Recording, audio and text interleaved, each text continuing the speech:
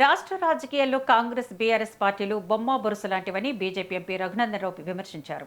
BJP రాష్ట్ర కార్యాలయంలో మీడియాతో మాట్లాడిన ఆయన ముఖ్యమంత్రి రేవంత్ రెడ్డి, మాజీ సీఎం కేసీఆర్లపై విరుచుకుపడ్డారు. కాంగ్రెస్ బీఆర్ఎస్ మధ్య వీణా వాణి లాంటి విడదీరాని బంధం ఉందని, ఓటుకు నోటు కేసులో రేవంత్ రెడ్డిని కేసీఆర్ కాపాడితే ఇప్పుడు కాళేశ్వరం అవినీతి కేసులో కేసీఆర్ కుటుంబాన్ని రేవంత్ కాపాడుతున్నారని ఆరోపించారు. కాళేశ్వరంలో లక్షల కోట్ల అవినీతి జరిగిందని చెబుతున్న రేవంత్ రెడ్డి ఆ ప్రాజెక్టుపై వెంటనే సీబీఐ దర్యాప్తు కోరుతూ లేఖ ఎందుకు రాయడం లేదని నిలదీశారు. కాళేశ్వరం నిర్మించిన కంపెనీకే మూసీ ప్రాజెక్టును అప్పగించడం వెనుక మర్మమేంటని ప్రశ్నించారు. ఉమ్మడి మెదక్ జిల్లాలో వడగండ్ల వానతో 6,000 ఎకరాల పంట దెబ్బతిన్నా అటు కాంగ్రెస్ ఇటు బీఆర్ఎస్ నేతలు కన్నెత్తి చూడలేదని మండిపడ్డారు.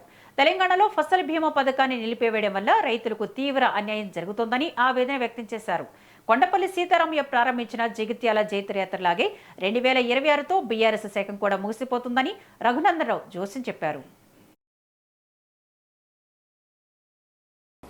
ఇద్దరు ప్రజల సొమ్ము చేత జీతాలు తీసుకొని బాధ్యతాయుత స్థానంలో పనిచేయాల్సినటువంటి గౌరవ రాష్ట్ర ముఖ్యమంత్రి గారు, ఒకవేళ ముఖ్యమంత్రి గారు వైఫల్యం చెందితే, ప్రభుత్వం వైఫల్యం చెందితే ముళ్ళుగడ్డ పట్టుకొని ప్రభుత్వాన్ని గాడిన పెట్టి సరి అయినటువంటి తోవలో నడిపించాల్సినటువంటి ఆయనే ఇంకొక ఆయన ప్రతిపక్ష నాయకుడు.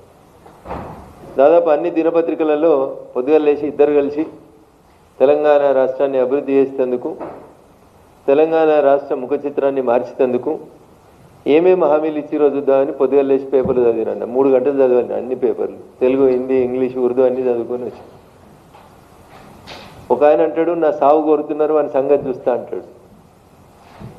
ఇంకొక ఆయన అంటాడు వాళ్ళకి ప్రతిపక్ష హోదా రాకుండా చేస్తా నేను, లేకపోతే నా పేరు మార్చుకుంటా అంటాడు. అన్న నువ్వు పేరు మార్చుకుంటే ఈ రాష్ట్ర ప్రజలకి ఏం రాదు, ఆయన సచ్చినా మాకేం రాదు, బతికినా మాకేం రాదు.